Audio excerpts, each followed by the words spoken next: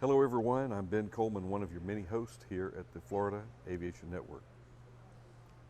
We're here at the 44th Annual Sun and Fun International Convention and Fly-In from the beautiful Florida Air Museum, right across the street from the Central Florida Aerospace Academy on the Sun and Fun Complex at Lakeland Linder Regional Airport in the county of Polk. And the county of Polk is a huge county that has its own set of aeronautical themed educational experiences. And the State College primarily is what we're here to talk about today with somebody who knows an awful lot about the aerospace activity in Polk County from the state level. Polk State, Eric Crump. Eric. Hey, Ben. I tried to give you as much warm up there, and I was losing myself as I was trying to do it. You didn't talk about how good I look, so go back to that.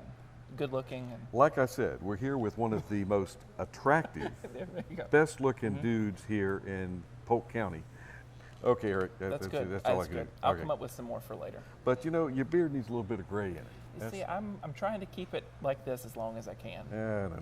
You need to color the gray. I color the gray. It's coming. Yeah. It's coming. It's starting up here, and it'll get down here soon. Eric, you've been at this for a few years now. A little bit, yep. And I've seen it grow, and I'm glad with what I see.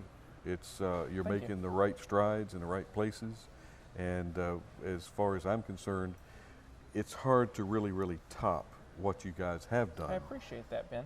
However, it's really weird after 5 years when you look back. And I remember that first term, which my first Sun and Fun as the director of Polk State's Aerospace Program was 5 years ago. And I remember showing up September before that January term started. There was no program, there were no students, there was nothing. And so in 3 months, we turned this program on. When we opened the door, we were like, will somebody show up? Will anybody come? And there were 9 of them. And we were so thrilled that somebody came. And as of this semester, we have 265. It's just grown so much. We started with 1 degree program, now we have 4. So it's been a ride. It's been a ride, and you've been there for the whole time. I watched it grow. Yeah. I've been in different sections of the world as I watched it, but I watched it grow. Facebook is a great thing. You get to live vicariously through Facebook. And I do some traveling. But Eric, teach the teachers. Yeah. We have an opportunity here to really impact the industry, and I know that that Polk State is carving out their little niche in the world.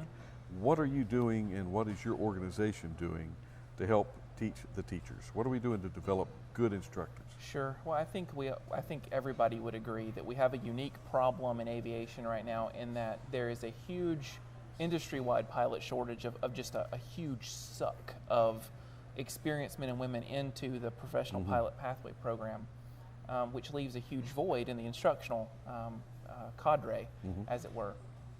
And that's concerning because not that someone with 1,000 hours dual given is necessarily any better of a flight instructor than someone with 0. We know hours aren't really a thing, but experience and mindset certainly is, and how much just out of time and seeing students make mistakes and things like that, it's a hard thing. You can't just replace one instructor with another. So we think it's really important that we really focus on mentoring our young CFIs. We have a lot of them in the pipeline. I think for the general population, if you go to Joe's Flight School at your local airport, you're going to see some younger faces these days than maybe you did 5 and even 10 years ago, just because that's the population that we're dealing with now.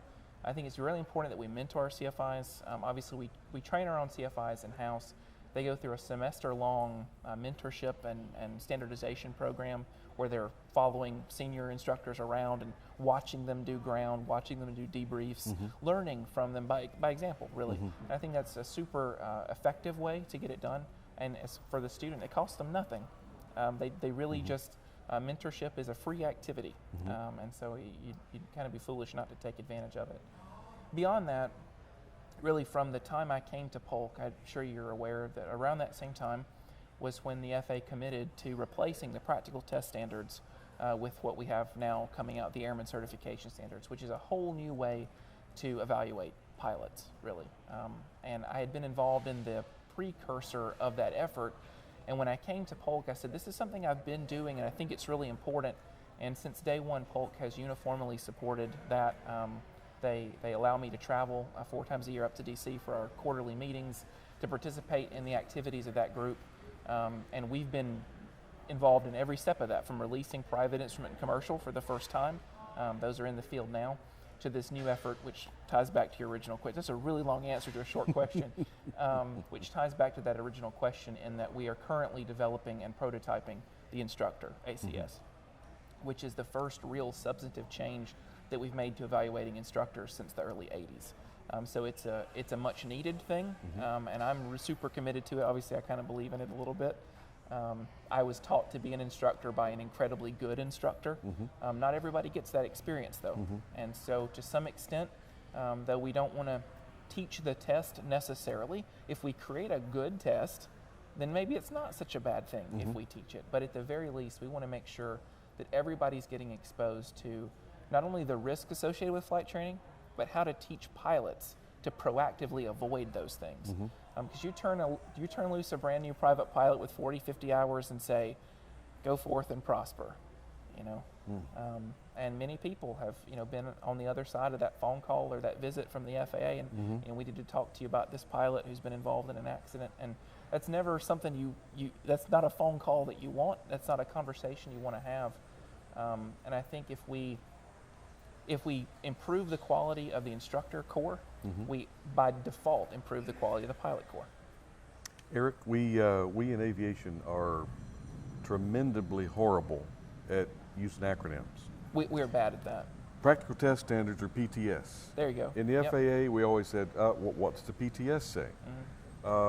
Now we've gone from PCS to ACS. ACS, yeah. Now, what is ACS? So it's an airman certification standard, and the reason we went for that terminology specifically, you obviously are aware, the practical test standard was for the practical test. It was meant for either an FAA inspector or a DPE, designated pilot examiner. Very good, very good. To get an applicant to assess their oral knowledge and then to get them in an airplane and see if they could fly. And that's fine, except that we never really had a knowledge test standard. So there was really no governance at all about what was in a knowledge test. Just go in and pick out some questions you think are important and put them, but there was really no structure to it or a rhyme or a reason for it. And the original conversation was, let's build a knowledge test standard. And then as we got into that conversation, we said, no, we need to go back to the basic foundation and rebuild this thing from the inside out. And the ACS is the new version, I guess, of that, in that we tried to get away from even using the word practical to talk about the practical test, because the entire testing experience should be practical. It should mean something. It should be worthwhile. So now we're referring to the airman certification process, the process by which we certificate a pilot. And it's so important, because I don't know how else to put it, that our instructors are responsible, and like you said, you were fortunate to come up with a good foundation instructor.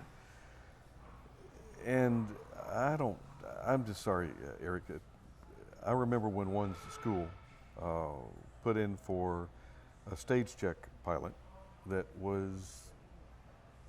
were trying to drop the standard from, it was 250 hours down to 150 hours. 150 hours total flight time. And again, an hour, what's an hour? It's a measure of experience.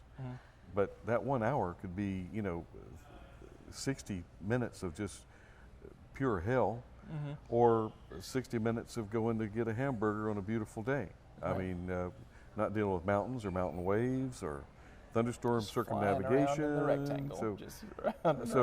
There's so many different ways to do that. So I'm proud to see that that there's a lot of effort going into really, and some people, they're just flight instructors to build time to go to the airlines. They really aren't that serious. That is the goal. They use flight instruction as a way to build time. And I tell my students, listen, that can absolutely be one of your goals. There's nothing wrong with that. That's a perfectly legitimate thing. But it can't be your only goal. Because when you put your name in their logbook, when you sign them off for solo, when you sign them off for a practical test, you're taking on a lot of accountability and responsibility for that. Yeah. You better care about what you're doing because that very quickly will rise up and smite you. Also on the subject of ACS, near and dear to your heart, we're building the AMT ACS at this time, which is another unique thing in which we're taking the General Airframe and Power Plant, which used to be separate things, which were not necessarily always revised in sequence, and putting them into one ACS. And I mention that because notice when we talk about instructor, we're not calling it CFI, we're calling it the instructor ACS because it will be all the instructor certificates, ground, and it's instrument, multi-engine.